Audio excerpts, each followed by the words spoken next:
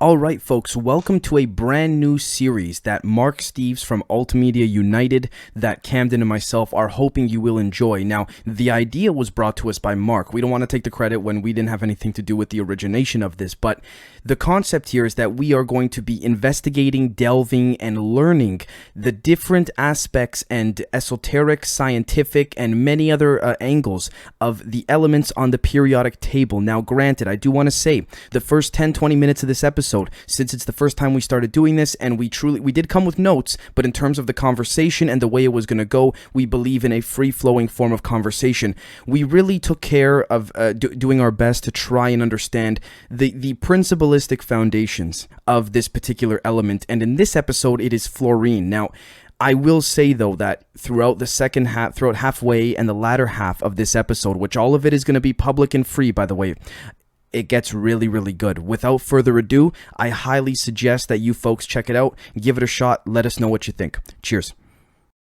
Okay, good morning, good afternoon, or good evening, everybody. Welcome back to another long-form conversation. I usually say interview, but it turns out to be more of a conversation when we have such a fine gentleman like Mark come on. Today, we will be diving into a handful of, understanding the elements relative to what's on the periodic table, but taking a much more deeper, you could say, dive down the rabbit hole as it pertains to one particular element today, which is fluorine. Now, before we get into all the fun, esoteric, scientific, and you could say, quote unquote, pseudoscientific aspects of this, just right before I introduce Mark, again, welcome back, brother. Fluorine, according to Wikipedia, is a chemical element with the symbol F and atomic number 9. It is the lightest halogen and exists at standard conditions as a highly toxic, pale yellow diatomic gas. As the most electronegative element, it is extremely reactive as it reacts with all other elements except for argon, neon, and helium, end quote. With that being said, I don't think there's anyone better to bring on to this series. And quite frankly, this was Mark's idea to begin with, then Mark himself. Brother, thank you so much for coming on. Thank you for having me. Yeah, I couldn't imagine a better show to have this series on because, like I've said before, you guys do a great job of researching, so I'm excited to take part in it. I will admit that maybe I'm from more of the intuitive angle on this particular subject, but that's Absolutely partly why I wanted to undertake this because, life is a process and growing and changing. So I try to strive to challenge myself. So this is going to be a challenge, but a fun challenge. So and it's going to be pumped. Right, and it's going to be great as of course we're recording this in real time with the audience watching. We can do all this stuff and learn as we go, and yeah, I mean this is going to be great. So enough of me. Is there anything specifically you'd like to start off with as it pertains to this element, or? Well, I think most people are going to hear the word fluorine and automatically know maybe where my take lies. It's going to be on the fluoride, but it's important to understand the element first before we even get into fluoride itself, particularly sodium fluoride, which is what most people in our community know is bad. Most people will tell you it's banned in Europe, it's banned in other countries. There's studies that show it lowers IQ. Very new age people will tell you that it blocks your third eye. So I think that that's stuff we can get to towards the end, hopefully. Absolutely. I'm excited to find out what you guys have learned about fluorine. Well, first off, here's the thing that I found to be the most consistent with some of the background research I was doing in preparation of this episode. When we jump back to Wikipedia, where it says fluorine is a chemical element with the symbol F, atomic number, it is the lightest halogen and exists at standard conditions as a highly toxic, pale yellow diatomic gas. It is the most electronegative element. It is extremely reactive as it reacts with all other elements except for obviously neon, argon, and helium.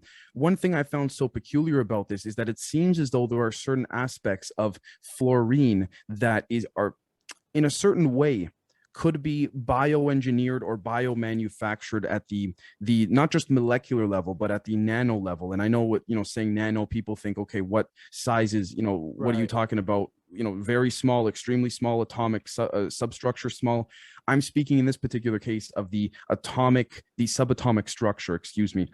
I found consistencies between certain individuals. For example, when Jacques Vallée and James Fox went on Joe Rogan saying that, some of this magnesium and some of these metallurgies and things like that are metals that you could find on, Mars, on Venus, on Earth, and other planets. It's not uncommon.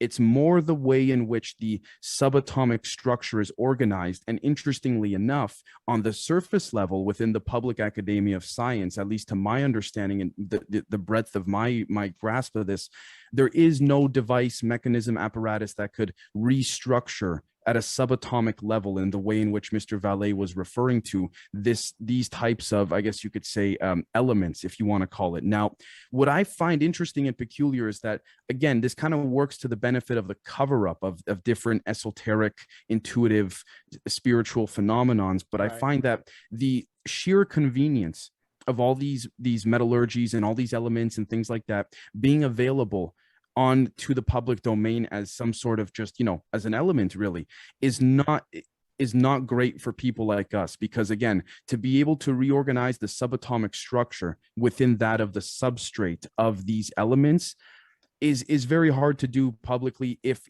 even possible at a public level. So what I'm trying to say is that it's great for those trying to keep these things a secret, because it's not so much about keeping the elements a secret, but more so what you can do with it secret, right? So you now have that dissonance between those that know and those that don't know. So what I found there, again, not pretending to be a scientist by any stretch of the metric, but it seems to me that fluorine actually is harnessed within certain, you could argue, ion propulsion generators of anti-gravity craft, within certain, I guess you could say, apparatuses that harness different forms of electromagnetic waves and energy. And the fact that fluorine is a very what was the term here? Reactive. It is one of the most reactive elements on the periodic table, while being the most electronegative. That I find that to be a very allocated and delegated, I guess you could say, tool or mechanism. That's a really, really good thing for combining it with other elements and then creating an output of energy. It anytime it combines with something, it becomes a different kind of stable nucleotide, I think is what you call it when they're combined, or compound, and has to change its positive negative like structure because it's combining to do so. So it literally has to expend energy, as I understand it, right? I have no idea. I'm dumb. But to do the combination, it has to expend energy. So that's really convenient for it to be really reactive and always going to output a positive energy, because it is always negative to begin with. Right. And that can, again, delving more into the spiritual esoteric aspect, that could be both beneficial or negative for certain entities within a certain electromagnetic vicinity. Depending on what devices or apparatuses would be placed around it, I'm speaking of in my mind the visualization of people attempting to, summon certain spiritual entities, whether good or bad is not for me to say, but just the idea of even summoning them, being able to use fluorine in certain ways in the electromagnetic spectrum that we do not have access to publicly in terms of the tools to do that is to be honest, is very exciting, but also very frightening. But what do you think, Mark? Well, I think the point you made about its size is very interesting, because that's the same point they make about sodium fluoride. They tell you just don't swallow it, but it's such a small particle that, it's immediately getting absorbed into your mucous membranes in your mouth. So anybody who's using fluoride toothpaste is essentially getting a version of this fluorine, an extremely reactive element, and that's going into your membranes because of its size and doing, well, allegedly, a lot of things that we'll get into after we sort of get the more tangible side of it out of the way, or maybe the material side of it. Right.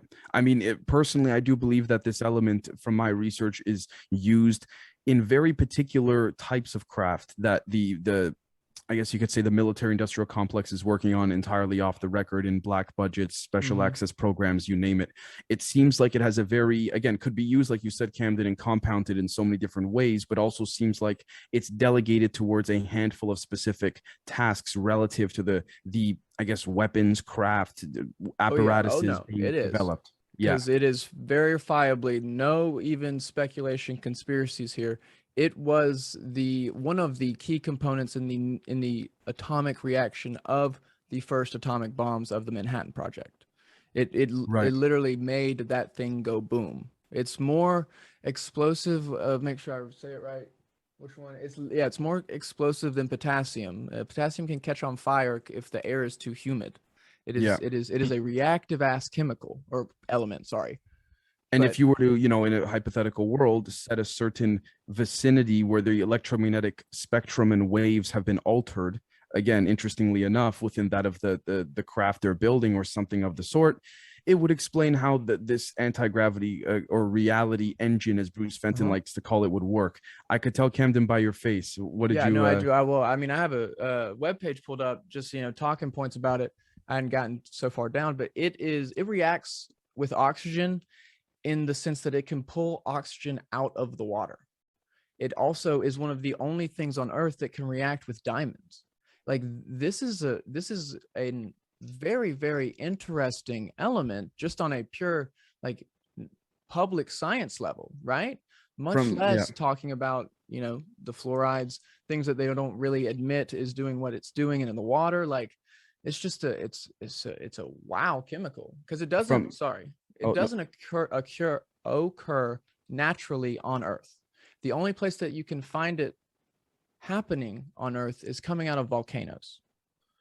Right. Like on its own. We've been able to synthesize it and stuff. We've been able to synthesize it, but the only place it occurs naturally is coming out of, well, I'm not saying hollow earth vents, but like, kinda, right? I mean, it would certainly, as Mark was saying, to sort of finish up on the sort of tangible side of it, it would certainly explain amongst many other things, I'm sure, the UFOs coming and going in and out of volcanoes and things of the sort, right? So again, to see, again, that could be speculated for a number of multitude of different things, but yeah. I was not expecting this angle, but I love it, because sodium fluoride, again, going back to like the side of it that I researched, it became ubiquitous in the United States after the 1940s. And you guys both know what happened in 1943, Roswell. Right. We have all this alien activity ramping up around then.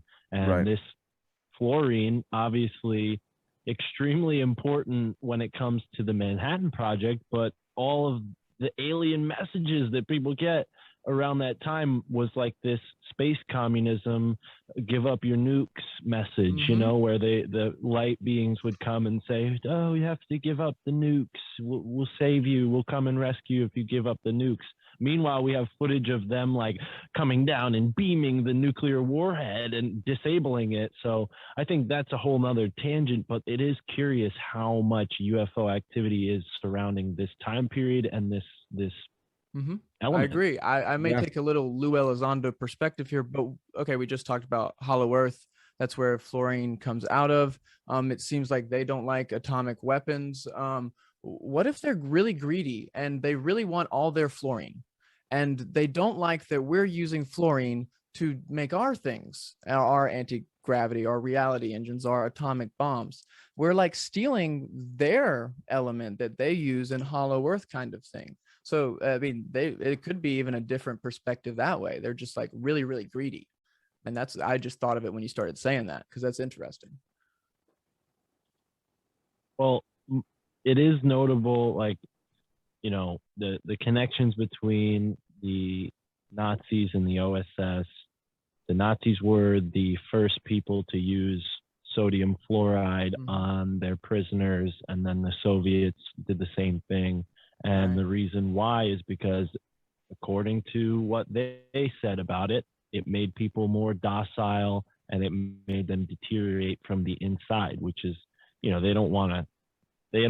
can't afford to keep the lights on in this prison and keep them all fed. They'd rather have them die pretty quickly, I'd imagine, which is really messed up to think about and to say. But yeah, the record is very clear that fluoride has been used in conjunction with these military outfits, the same people that are playing around with UFOs and having secret meetings with the aliens.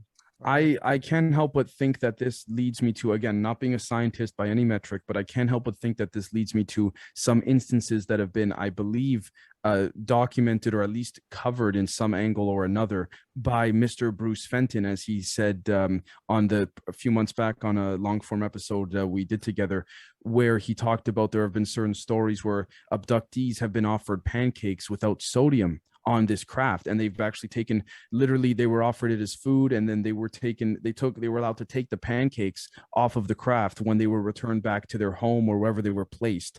And these pancakes were analyzed, investigated, and it turns out there was no sodium in them. And interestingly enough, is presuming I have my memory serves me right and my facts correct, there's supposed to be sodium in them all the time. At least on the surface level, we don't know how to make such food without sodium. And I cannot help but think that, again, not saying fluorine has a direct relation to this, but there's that sort of consistency between, like you said, Camden, it coming out, emitting from volcanoes, UFOs being seen there, these documented cases of abductees having food that are missing such components. I cannot help but think a possible manipulation of fluorine could have led in one way or another, directly or indirectly, to the curation of some of these quote unquote anomalies, if you want to call it.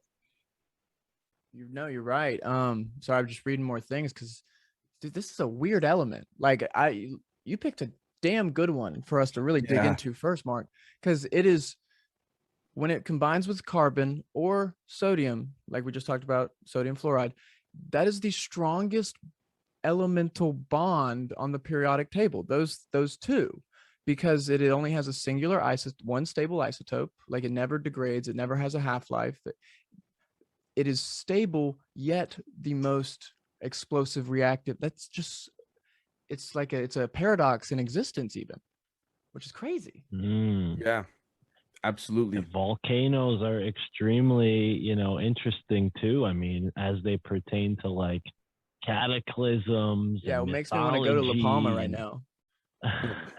Ironically enough, a UFO was seen coming in and out of La Palma during the explosion. So again, this is just one of thousands of cases where you see UFOs. Again, whether alien, human, interdimensional, it's not for me to say, at least, because I don't know who's in that craft at that time. But again, in some cases, not a craft; it's a spiritual thing, or more esoteric thing. But ultimately, yeah, it's not a coincidence by any stretch. It's in your refrigerator too. This seems to be like everywhere.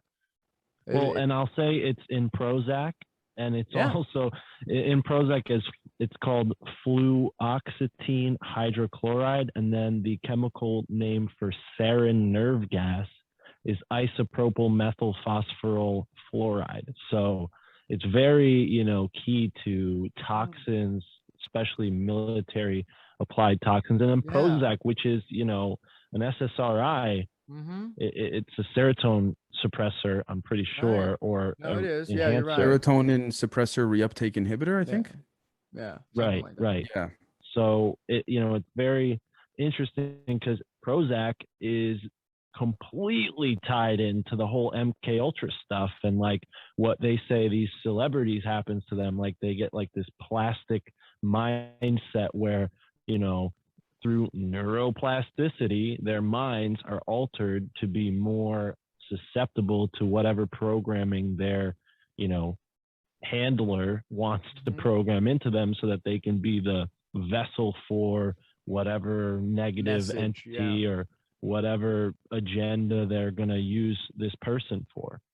I couldn't agree more. And on top of that too, it would seem like a perfect way in which a a subtle insertion into, again, food, water, things like that, the daily consumption of things in the public domain would be quite, again, it doesn't seem far-fetched for this to be inserted, especially like you said, that it's been unfortunately used in so many negative ways. It could only, again, to say that there haven't been to say that there are not people out there on a secretive basis or otherwise working on this, or maybe at this point have concluded the ways in which this particular element could be curated or manipulated relative to the dimension we live in, I would say is nonsense. To say that people don't know, that they don't know about this. I mean, come on. And the fact that there's been quite a, I guess you could say, lack of public funding behind the certain ways in which this element, again, there's been quite a lack of public funding in many regards, but the way in which this element more specifically seems to be, again, with all the information out there on it, there's also a lot that's been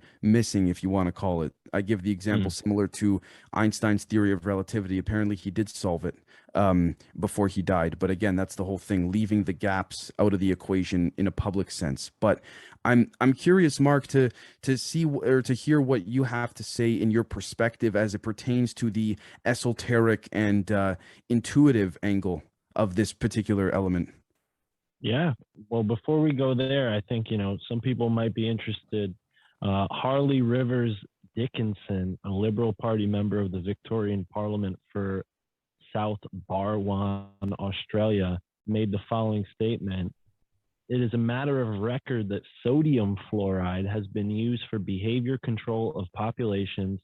At the end of the Second World War, the United States government sent Charles Eliot Perkins, a research worker in chemistry, biochemistry, physiology, and pathology, to take charge of the vast Farven chemical plants in Germany. While there, he was told by German chemists of a scheme which had been worked out by them during the war and adopted by the German General Staff.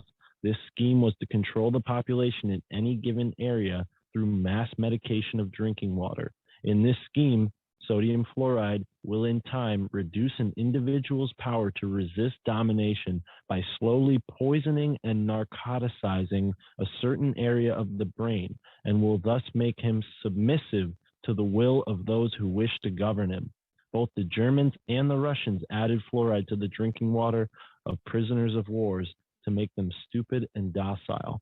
So, people will make the argument, well, oh, Mark, you're wrong because sodium fluoride, that's not what they put in toothpaste. They put calcium fluoride, bro. And calcium fluoride is a naturally occurring mineral. Well, that's false, folks, because what they're putting in your toothpaste is not naturally occurring, even though they're going to lie to you about that. It's actually called silicofluoride, aka sodium fluoride. I mean, there's so many different tricks that they can use to, skirt around the weak FDA regulations that are, like I said, weak already.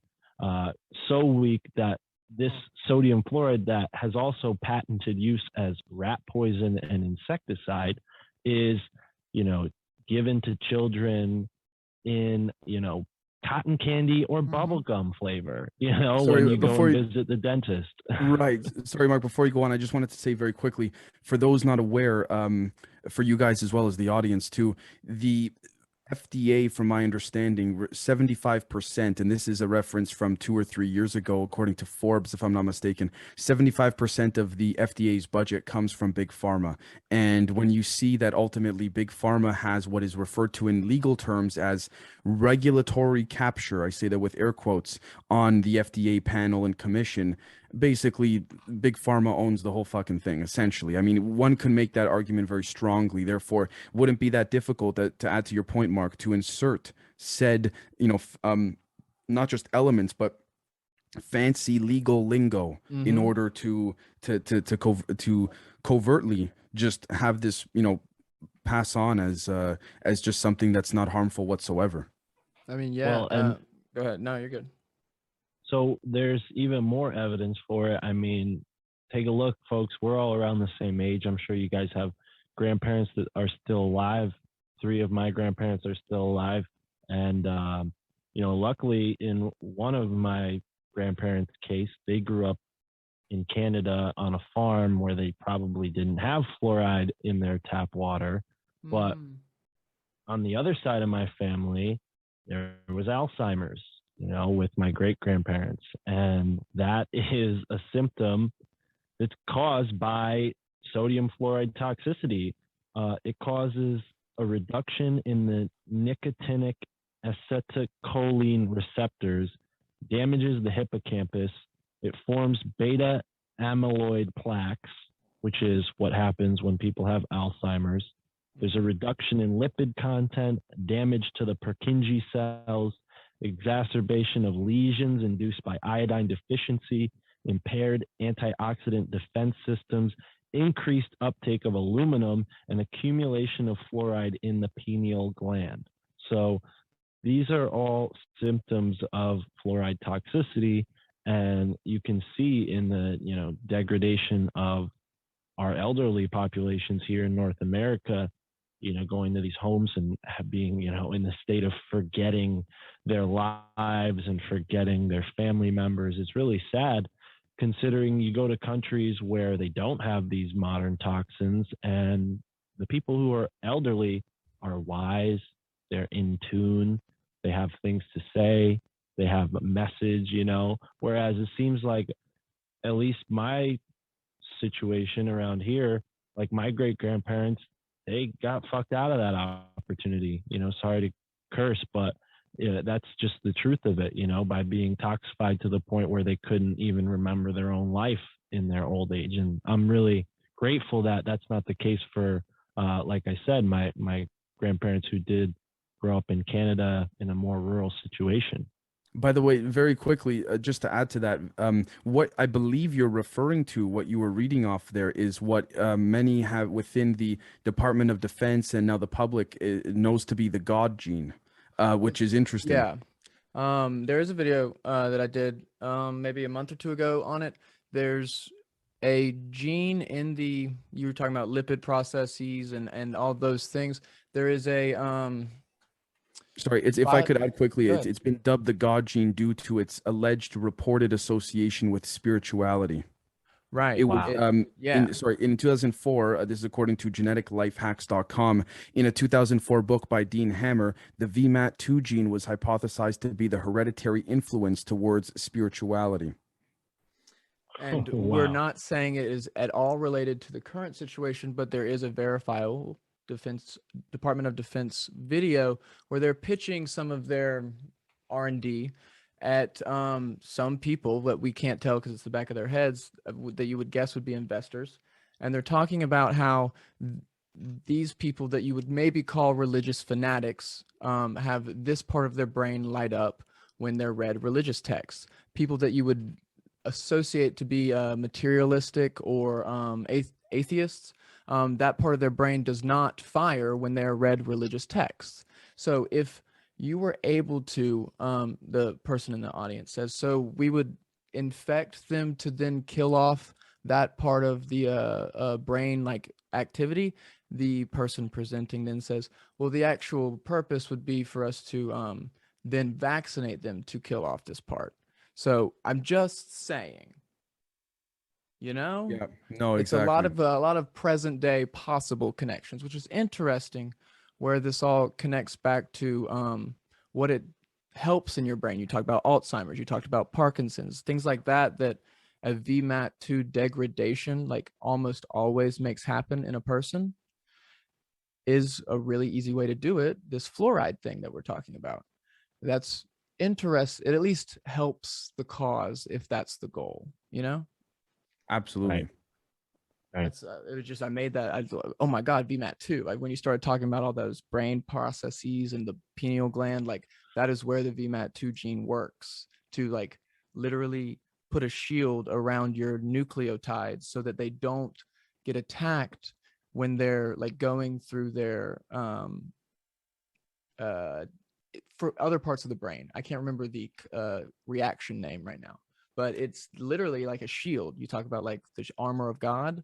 Well, it's a spiritual gene that then protects your gene. Like it's a really weird thing that it's very metaphorically and literally tied to this spiritual aspect of it. Now, in what way can we get back to like how this gene is is spiritual, because I understand Right. Okay. there's a part of the brain that lights up when someone has read a religious text, and that part of the brain is associated with people who have this gene trait.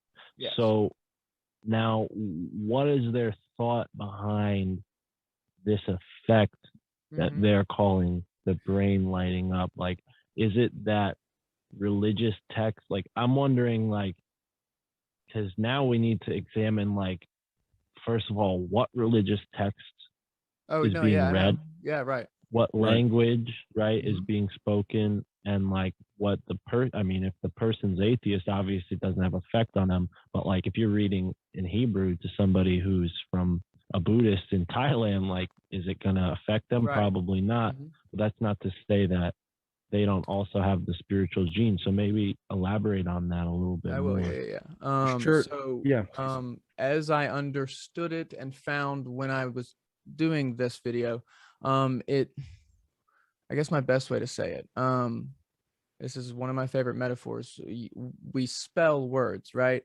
So you would then equate saying really anything that you spell out as kind of spelling at someone. So their association, the Department of Defense video did not say this. This was articles that you find after the fact that were making these connections. But it got into mimetic, like viral, basically it's a virus, but it's a mind virus, and how you get into that frequencies and the noises and these vocal cord vibrations that you're making, and it doesn't necessarily matter the actual even understood languages that they're saying at you, but there's something about what you associate, not religious text maybe, because we're not just talking Christianity, but the Rig Vedas, the higher ascending metaphorical ancient texts, I guess is a better way to say it, maybe. If I could, so there's like go ahead. I just wanted to say very quickly, if I could jump in, the way I view it is very similar to what you were saying, Camden. But in addition to that, similar to the example I gave at the beginning of this episode pertaining to the way in which certain metallurgies are reorganized at the subatomic level, what we find here is that if we take a look at geneticlifehacks.com, the same reference I used to reference Mr. Dean Hammer, it says here, and I quote, "The book called The God Gene, How Faith is Hardwired into Our Genes, laid out the idea that spirituality is heritable and at least partly due to the VMAT2 gene. The author, Mr. Hammer, suggests that selection for feel-good genes creates optimism for living even though death is inevitable," end quote. For those that don't know what heritable means, basically means that it could be scientifically explained in the way that we understand it to actually be passed on from one individual to another. So what I find interesting is the reason I bring up the subatomic structure so well organized in the certain quote unquote anomalistic metallurgies is because it's almost as if it's that same method or principle of a subatomic organization or reorganization rather is, I guess you could say, composited or inhibits some form of electromagnetic energy within the VMAT2 gene that we just on a public level don't understand. And of course, me being a scientist, not being a scientist, sorry. I have something actually, but Mark, if you go ahead. Yeah. Do you know?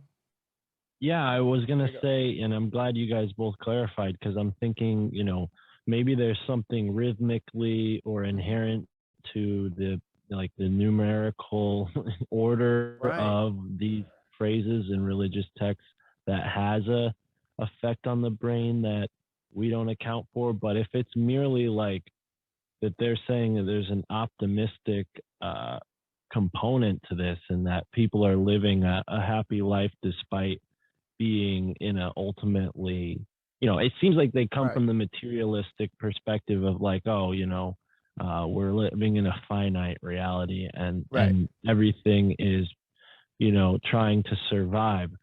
That's a different perspective from how I approach things. But I'm curious, you bring up like this idea, and not that you guys brought it up throughout this conversation. I'm getting this idea that like they're almost toxifying us. Yep. And toxify and selecting like the for people who have a tendency towards negativity, hate, aggression. Right. Go ahead. Very quickly before Camden goes, I just came into my head as you were saying this, Mark, which thank you, by the way.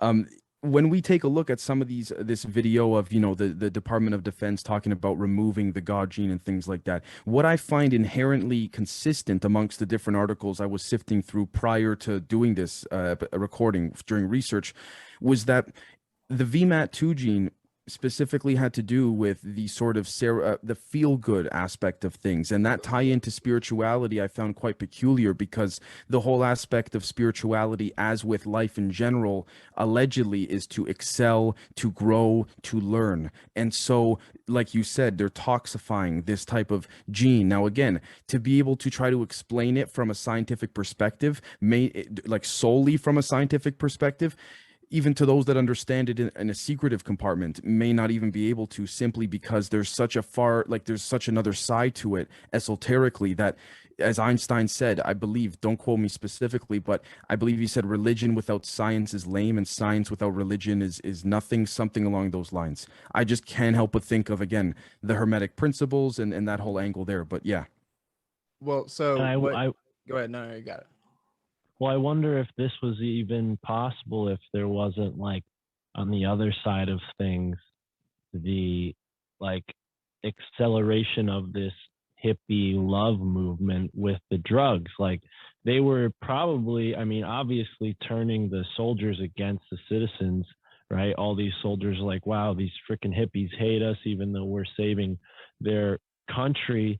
And then these hippies are like, oh, these freaking war pigs are ruining our country, screw them, and it turns these military people against the citizens, who in their mind are like, oh yeah, they're just all about love and whatever, and like, screw them, because they're not going to help us, beat the Russians. They're totally on that psyop. So there's like these multi-layered psyops going on, but I almost feel like that helps me understand how someone would feel justified to poison a population of people in this way.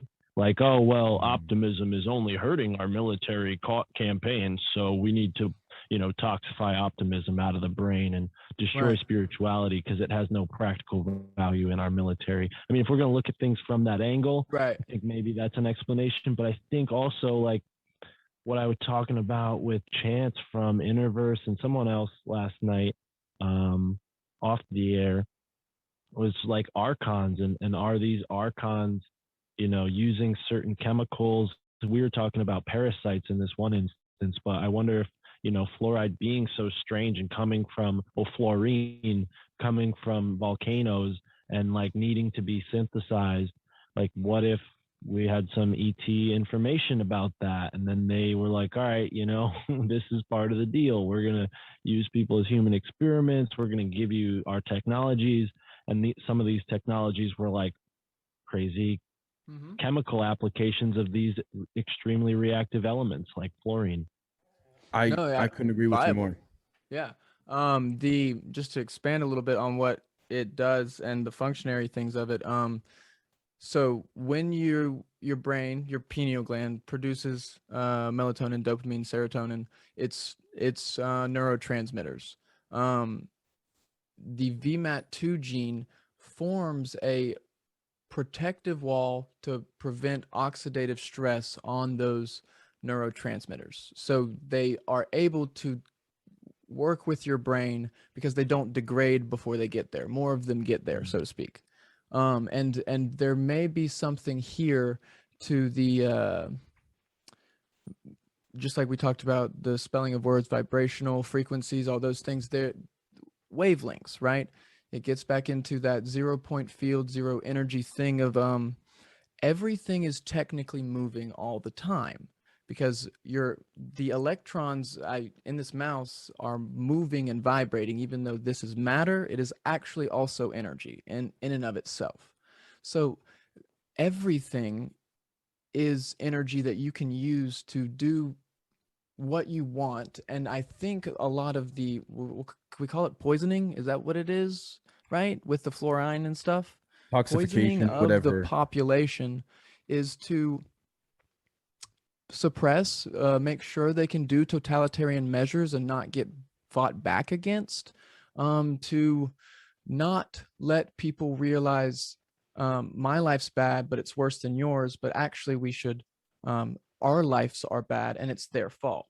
You know, like you're so down and negative with each other that you never turn to the people that are actually causing it, because you're just so down in the dumps because you're not getting any goddamn serotonin. So like Yeah. there's a lot of ways that, And it's a even lot if you, easier to hook all these people on the big pharma and on opium, like we see the Mhm. collapse of our society, Right, homelessness, drug use. It's associated with that. I mean, they have to sort of lay the groundwork with something like a fluoridated water supply in order for these big pharmaceutical companies to even have a market. right, Right. In addition to that, the VMAT2 gene as well, at least according to, again, geneticlifehacks.com, they have a very nice laid out point by point sort of expose. Also mentioned that also helps enhance locomotion. So we could see that from a public perspective, the attempts to find I believe it was, they said here, synthetic, if you oh yeah, will, right, yeah, yeah, yeah.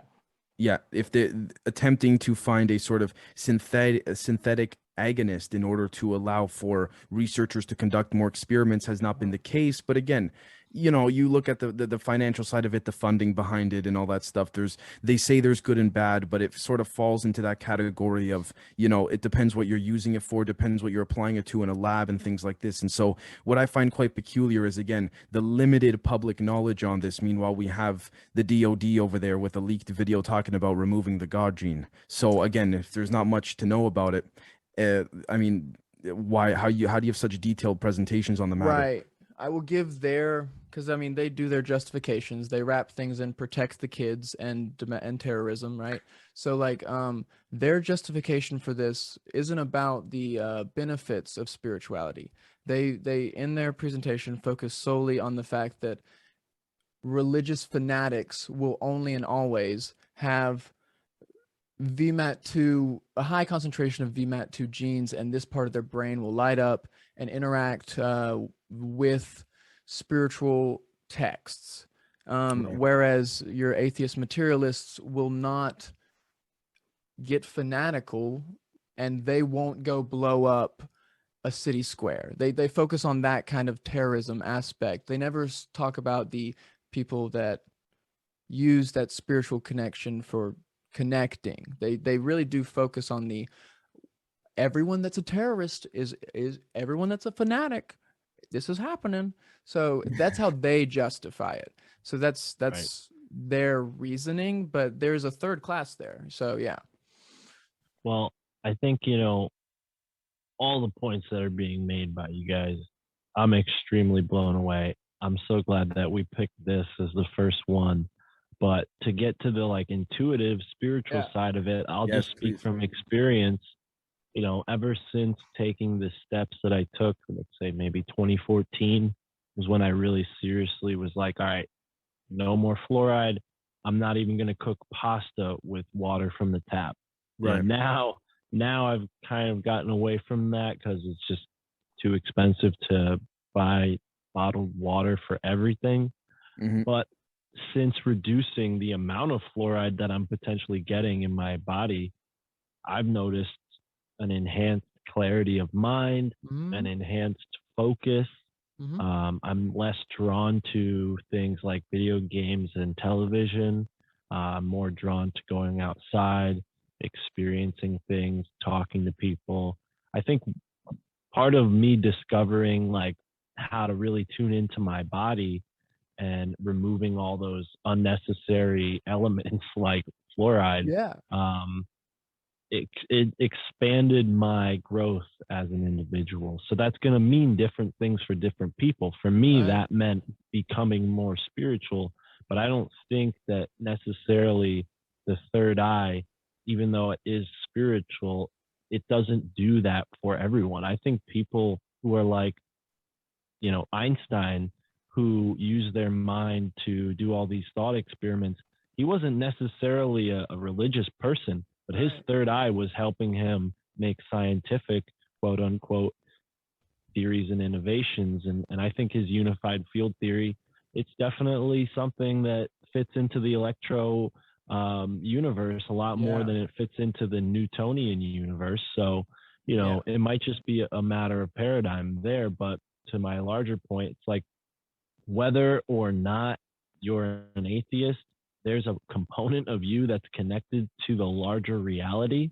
And I think why this stuff has military application is because the forces that be, Team Dark, as Chance called them yesterday, you know, that's a good word instead of they, but Team Dark, in a sense, is trying to keep us trapped here in this third dimension. And they know that spirit is their enemy and we are vessels for spirit. So from a really spiritual perspective, that's kind of what I think's going on. Is it's spiritual warfare, and there are all these elements that you don't take into account because they've worked our culture into a certain way that you just take all this stuff for granted and get toxified and then think that they're your saviors. And, you know, with the age of the cooties, you know, everything going on lately, it's like, yeah, I could see how these hospitals are a lot less trustworthy than, you know, we might have thought 20 years ago. So I just, I think it's obvious to us now, but I don't think you have to necessarily have a spiritual perspective to benefit from this type of information, you know, because no matter who you are, you don't want to get toxins in your body. I mean, come on. And this element is a toxin. And, you know, the reason why I wanted to start this with you guys, and I think maybe this might be a good place to conclude, unless you guys have more to add, which is totally welcome. I have one point, but it's not, it's fine. Yeah. It's cool. Well, I do want to hear it, but I want to say, like, something that really opened my mind up when I was a young guy in high school. I asked my science teacher, I said, you know, is the table of elements a fixed set of elements, or are there more elements out there that we haven't discovered yet? And he said, yeah, absolutely. There are elements out there that we haven't discovered yet. You know, he was a younger guy, really open-minded. I don't know if you get that same answer from every science teacher, but that answer really blew my mind open, because I'm like, oh, wow, the table of elements isn't fixed. There's so much, you know, out there that we don't know yet, potentially. And I think even, like, you know, we underestimate how much we know about the elements that are on the table right now. So I think this series of shows, however long it goes, is going to be really cool, because we're going to get into some of the angles, like all the stuff you guys mentioned at the top of the show about fluorine, and then what I added to it on some of the practical applications of fluorine, some of the darker applications of it, because I don't think it really has any beneficial applications. You know, it sounds to me like it's only good for making bombs and poison. Well, see, this is the only, I guess, somewhat optimistic perspective I would take, is that and I would rebut that respectfully, Mark, in the sense that that's just because that's all we've known them to use it for. I wonder if there is some type of, again, not for the sake of speculation, inversion of some kind that could, again, because of the overall concept of whatever this reality, this simulation we live in, you know, being pertaining to the yin and the yang of things, the as above, so below hermetic principles. I wonder if there's a way that this could actually be harnessed, curated, used in a very positive sense, because again, it's like with everything else, it's a double-sided coin, double-edged sword, right? So I don't know, Camden, did you want to jump in? The exact point of that, and then I'll make what I was going to say point. It is those things, bombs, poisons, but in its nature of doing those things stably, it is one of the, if not the most stable compound with anything, because it can react with anything. It can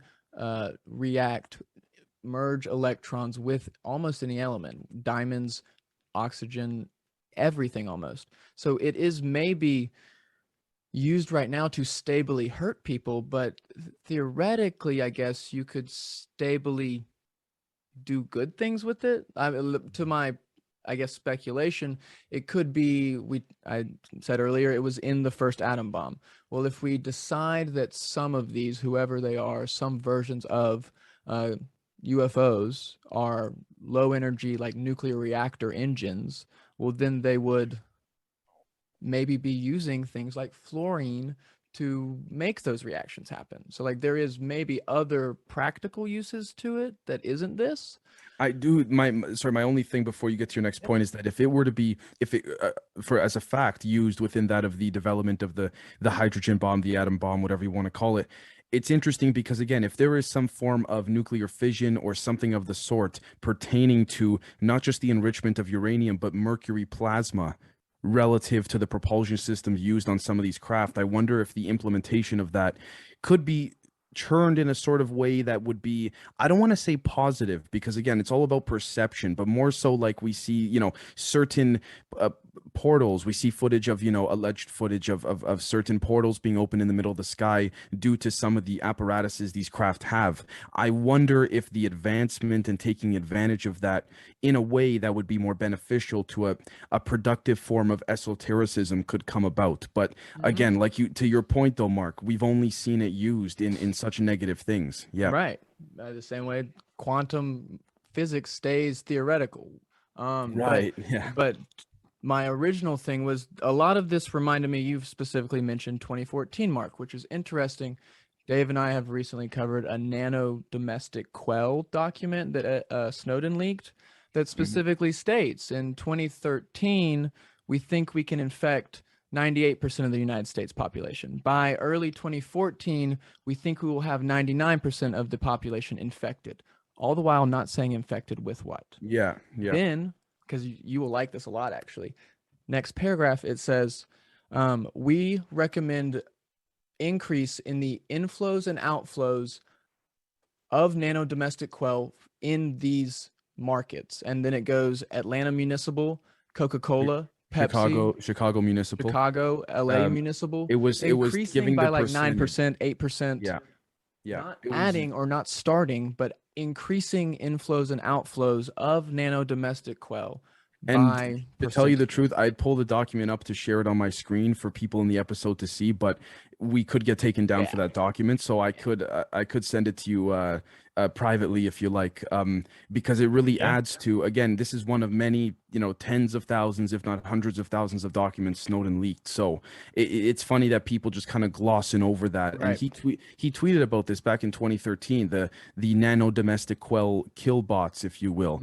And I can't help but think, again, the insertion of fluorine into some of these negative apparatuses is what's sadly helping these elites within that of the power structure to continue this form of suppression. So when people say, again, I got to be careful here, but when people say if they wanted to do, you know, things to you with the, we'll call it the boop bop that everyone's being coerced into getting around the world, then why are they waiting till now to exploit this opportunity? They would have put it in the water, they would have put it in the food. Again, they would have put, my thing is, I agree, take advantage of every opportunity, and that's what they seem to be doing. Well, exactly the end point, a final one. I want to congratulate you, Mark, on choosing the exact perfect time to have made that decision to like not drink tap water, to not, you know what I mean? Because it sounds like that's when they were really kicking it up a notch in 2014. So good timing on your part. I didn't even know that. No, that nano domestic quell document said 2013, 98%. By 2014, we will have 99% of the infected. So literally the same time you decided to. So good on you.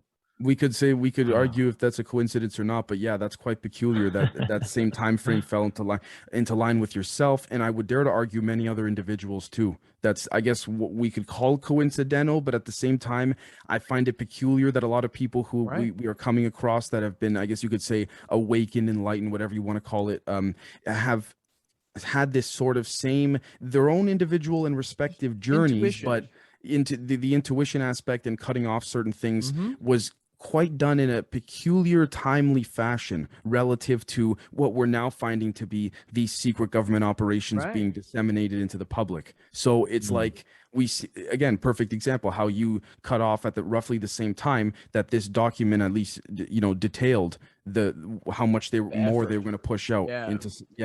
And so, go ahead. No, you got it. There's one other thing, I mean, you guys are great, and I'm so excited to go further here because I sent Dave, I sent you a picture of the little square F, right? And the number I think was 8 18.9998. Yeah. And it's then it's a non-ending, repeating forever number, like pi, 9 forever, theoretically. But it was curious that there were 3 9s upside down, because there's a 9 in the top left corner, so we can associate that with 666. Ooh. 6th letter in the alphabet. Then the first 2 letters or 2 numbers in that number, 18 divided by 3 is 6. 666 right there too. So I mean, numerologically, this element is strange. Plus, on top of that, I don't think you guys know this, I have a bunch of minerals. I love crystals and minerals. Well, fluoride, the mineral, like fluorite with a T is what you call it. Right. It's one of the only minerals that forms in a hexagonal pattern, meaning that it's like two pyramids on top of each other. Right. Like an octahedron. I think that's what it's called. It's that's like incredible.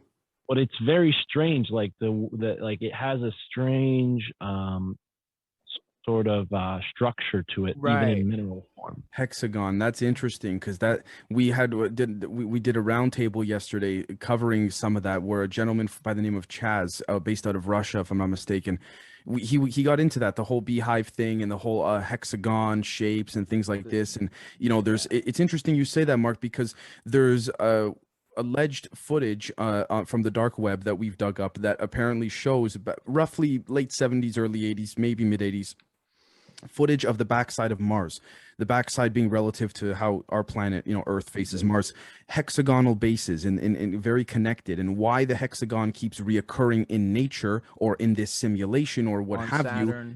On Saturn, in clouds of Saturn. Mars, right. It's quite interesting. It's not a coincidence there in that regard. And the 999, again, you flip upside down with respects to numerology, divide by 3, the whole thing there. My gosh, that's phenomenal, because you look at, again, VMAT2 allegedly being the God gene associated with the pineal gland, with the spiritual the spiritual access point, if you want to call it. That's incredible. That's exactly my point. Maybe end it here, but like, people make these numerology statements, like you're just making things up, confirmation bias. But they like, if it keeps happening, like, how many coincidences before it's not a coincidence anymore? Yes. Right. Yes. Yeah. And that's like synchromysticism, man. Yeah. It's like you start to notice all these patterns, and to someone who hasn't been, putting the puzzle together for as long as you, maybe it seems like, oh wow, this person's making a lot of random associations.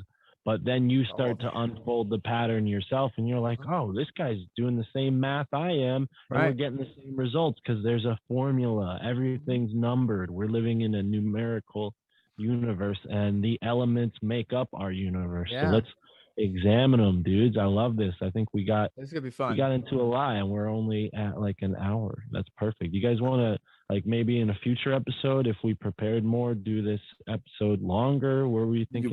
Wherever. I'll be honest with you, with respects to length, I'm all for taking it as far and as long as necessary to cover every angle of the elements moving forward. Yeah, absolutely. Well, we'll let listeners, if you love this show, if you thought this was a cool idea for a show, get in touch with us, let us know. And if it's super popular, I'm down to make it 2 hours.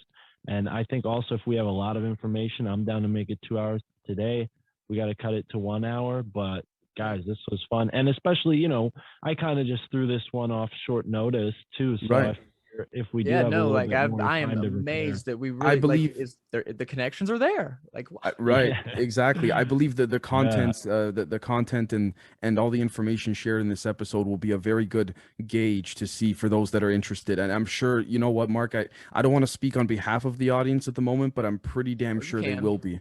Yeah. I'm gonna make a bit of a, if it's cool, intro video explaining this, like the series, sort of just giving the lay of the land, sort of, and explaining to everyone that this is I believe this is significant in associating a lot of connections that you said seem random but really are not in a lot of regards. So right on. Well, dudes, I'm excited. We're gonna do this every Monday, and Yeah, folks, check me out at the My Family Thinks I'm Crazy podcast. Unless you're listening to this on the My Family Thinks I'm Crazy feed, in which case, check out Generation Z. Show them some love. Give them a follow. Subscribe to their Patreon. They got a lot of cool things going on. Thank you so much. Again, thank you so much for coming on, and I look forward to doing this again with the next element. Right on. Yeah, I'll be in touch in the next day. Awesome. And Could you stop on I did. Zoom? Yeah, I did. Oh, cool.